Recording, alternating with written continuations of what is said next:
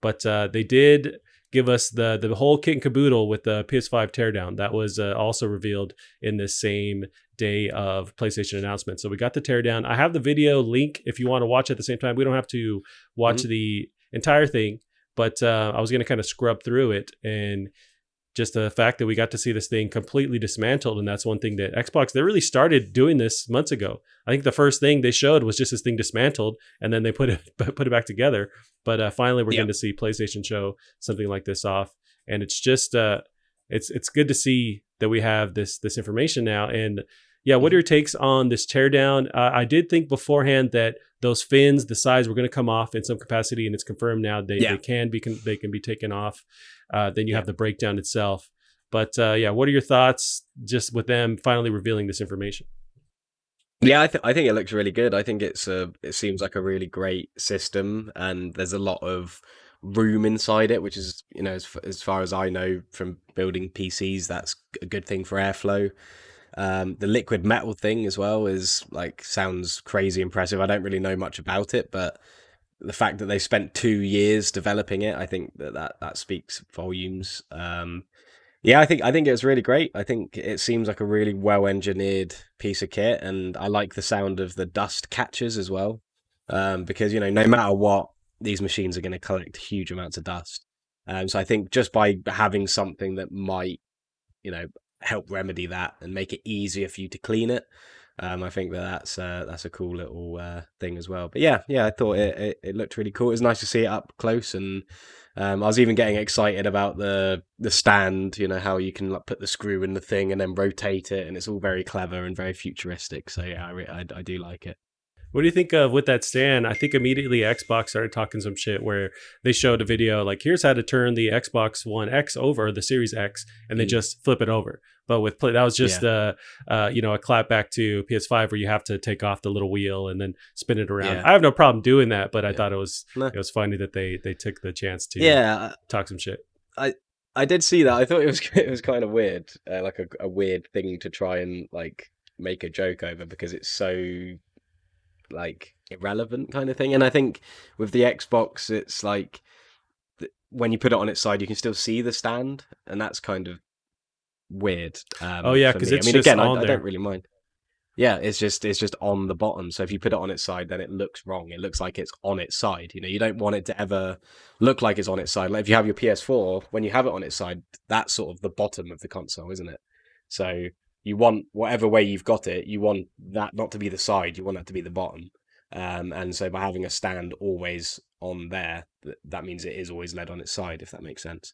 I think it's cool because, if you look at the PS4 as well and the PS3, you always had to buy a stand separately. So I think the fact they're including one, and the fact that it doesn't just, it's not half-assed, it's not you just take it from the bottom, put it on the side. You actually have to change it so that it fits the console nicely.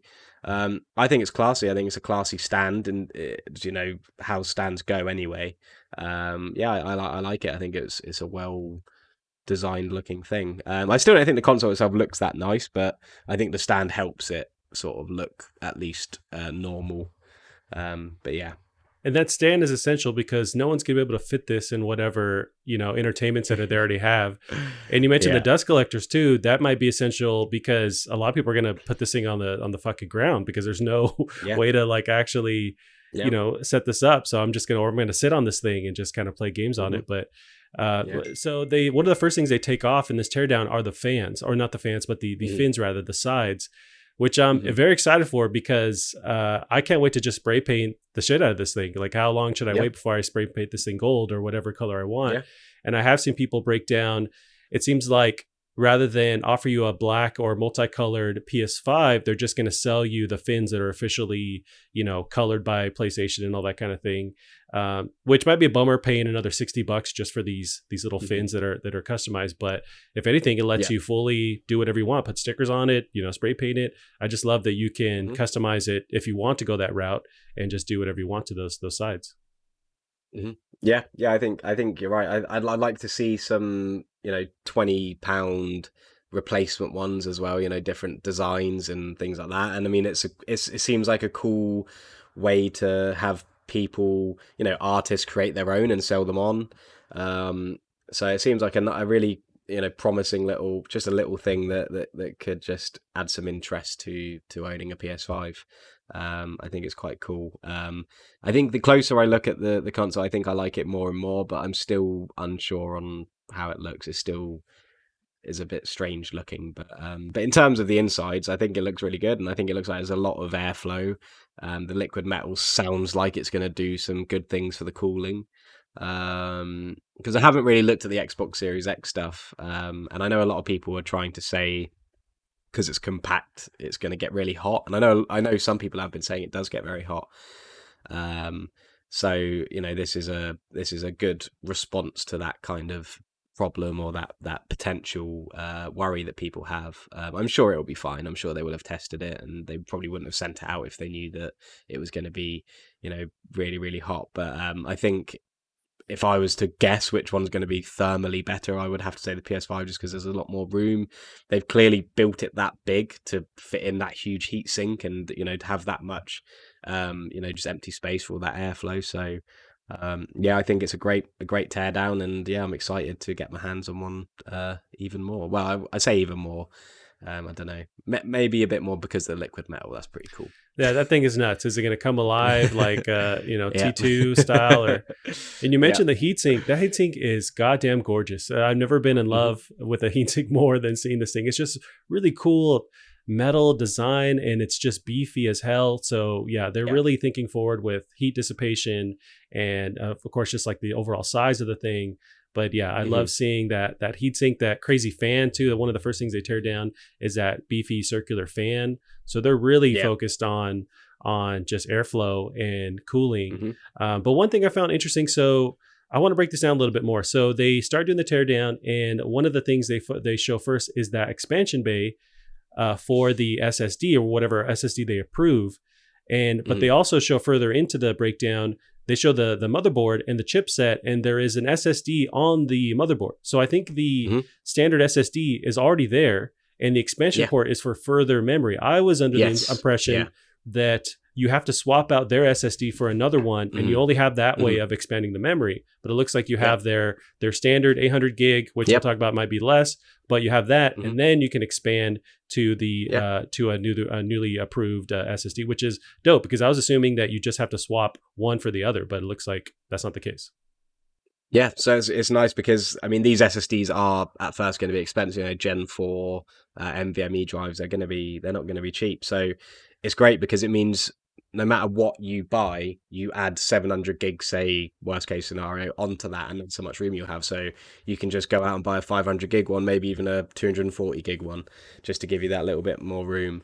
In fact, actually on that topic, I bought myself a NVMe drive for my computer, and it was only £90 for a terabyte Western Digital one. So I was looking at the time at the Gen 4 ones, and they were about £150 for a terabyte, nearing £200 as well. So they're not cheap at the moment, but like you said, the initial storage is on the motherboard. So whatever you buy is just additional storage, which I think is a really, really great way to do it.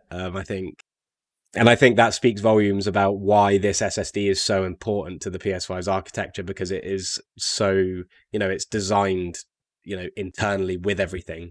I'm really, really excited. I think that was probably one of the big takeaway things, that the SSD was on board. I think that's a really, really good thing there. Yeah, I was very, because I just didn't know, or I was under the wrong impression, and maybe that's also because Sony hasn't been giving us the details, and finally they are. But I was assuming you're gonna have to swap it out and choose. But I'm super glad that now it's on the motherboard, and you have that external expansion bay, and you can wait until these things get cheaper, or you can adopt now for like a 500 gig kind of model of those super fast SSDs. But that was huge. That liquid metal thing, don't fully understand it, and there's pictures of it where it's just on there, stuck to the motherboard or the processor itself. So does it droop out, or does it ever weaken? Do you replace it? I don't know how you'd actually buy some liquid metal in the store to actually put it in there, but that's great tech. Yeah, and overall, I love that they're finally breaking this thing down and just showing you. And it's a very nerdy video itself. Like, it's just very proper. I think he even has like the guy taking it apart has like special screwdrivers that he's using. It's just like super nerdy to the max. But I do love how they've finally shown this, and it's been a long time coming for sure. Yeah. Yeah, I think with the liquid metal, it looks like it's underneath some sort of film, so it's kind of, so you can see it running, but I think that there's like a clear something on top of it to, you know, keep it in place or something, but maybe like a bit of glass or something like that. I'm not sure, but yeah, I think it looks really cool. I know that a lot of people are already trying to, you know, say it's bad or whatever, and you know, I think. It's the same people who are trying to say that the Xbox small form factor is going to break it or whatever. You know, that these people Haters. are like at the top of what they do. You know, they're experts. And whilst there has been a history of some of these machines, like the Xbox 360, for example, having really poor soldering and all that, I think that these are things that are just so much better understood now. So, you know, it sounds like it's new technology, so of course there could be something that goes wrong, but I just don't think that's the right mindset to have, because you can do that with absolutely anything new that comes out. You can always find the pessimistic sort of viewpoints, and I think that everyone should just, you know, for the PS5, they should be impressed with the sort of large form factor and the onboard SSD and the liquid metal cooling, and people should be impressed with the small form factor of the Series X. I think they both have their own engineering positives and negatives, but yeah, it's a really cool video, and like you said, it's you can tell that, you know, they really know what they're talking about when he's breaking it down and everything, and he does it so delicately as well, which is nice to watch. Which is funny, because anyone taking apart their PS5 is going to be on the carpet. There's going to be a dog running around. It's not going to be in this clean, you know, sterilized environment. So that's good that they at least start it here, but no one's going to be in the same format. But yeah, with the liquid metal thing, that could turn out to bite them in the ass. But I agree with you, where I'm sure they fully understand what they're doing, and they wouldn't go that route unless it was doable. I'm sure that adds price to it too, so it's not an easy decision that they made on their end. But it seemed like it's the way to go, and I'm hoping that it, you know, doesn't have any weird caveats or issues in the future. But it for sure sounds cool. It reminds me of Terminator 2. So the more, if I can have this whole thing liquid metal, it's always a race to like get to that one PS4, or it was like a PS9, you know, mock-up commercial where they had this just like goopy spherical thing that was promoting, I think it was promoting the PS2, but it was like flash forwarding to the future. It's a race to get to that. Well, however close we can get to that. Now we have the liquid metal, so we're closer to this floating orb that just like sinks to your brain and you don't have to worry about anything. Yeah. I wonder what the different sides would argue about if that was a thing. You know, what could they possibly find that? Right. Well, they're using third generation liquid metal, and their brain chip implants aren't as fast because they're not integrated. Yeah, it's going to be another, you know, we're just going to find other things to pick apart, and it's it never ends. But this is great. This is also weird when you step back from it. This is the first generation where both companies come out with a breakdown of their machine. Like traditionally, they don't do this. They don't want you to take this thing apart or see what it looks like on the inside. But now we have both companies like willingly showing you, here's the inside, here's how everything works, breaking it down. But this is the first generation where there's now an incentive to do that. Yeah. I think it's important. Just I think. Maybe they weren't planning on doing it, but with Xbox doing it, and you know, and they've got stuff they want to show off, you know, like the SSD and the new GDDR6 RAM and all the rest of it. You know, they're probably proud of it, and they wanna show it off, and it's definitely the smallest SSD I've ever seen. So I'm looking forward to seeing how that goes. Yeah, I can't wait. I mean, the closer we get to this, I'm just getting more and more stoked, and we still need more info. We'll talk about that too, but at least we got this teardown. Now there's another, it's just more of a rumor, but as we're talking about the SSD, this thing came up this week. So it's a leak possibly from Reset Era, and so take it with a grain of salt, but it's saying that the actual hard drive usable space, so the hard drive itself is like 800 and some gigabytes. Once the OS is on there and all the features and stuff, it looks like it's a 664 gigabytes of usable space. It could be not, but just to compare it, well, Xbox Series X, their 1 terabyte hard drive has 802 gigabytes of usable space with the OS on there. So it seems like there'd be some sort of comparable, you know, downgrade of hard drive space with everything on the PS5. Does that turn you off if this is true, if it's around that range? I mean, I use a 500 gigabyte hard drive on my PS4, and I've never changed it, never used an external hard drive, and that's plenty of room for me. I never have more than, you know, I'm never playing more than 3 or 4 games on my PS4 anyway. I mean, I'm sure 660 gigabytes you'll probably want more space than that, but I don't think, I think in this day and age, 150 gigabytes of extra storage isn't a huge amount to shout about, especially when the PS5, reportedly has a far superior SSD, infrastructure built into everything. And also it's much easier to, expand on in terms of the storage and everything. So I don't know. I think there's cases to be had if someone wants to say they're disappointed with that, then that's completely fair enough. I can see why. But yeah, I don't know. I think it swings and roundabouts. You're going to get certain benefits and certain disadvantages for each system, and I think that this is definitely one of them. And also, one thing that will help is they've been promoting the fact that going forward, they're going to let developers kind of section off what they allow to download first. So, say you want to play the newest Call of Duty and it's going to be whatever 200 gigabytes, you can decide to just download the single player or just download the multiplayer. It depends on the dev supporting that, but at least that helps with I don't want to use up all my space. I can just download portions of this game that I want to play and leave other stuff off. So, to kind of help you manage the space that you have. And you're right, where it's just going to take us kind of, just shuffling the games around. A lot of us are already used to that with that stock 500 gigabyte hard drive. And then you can still have your PS4 games on an external drive, and that can be whatever external drive, doesn't matter.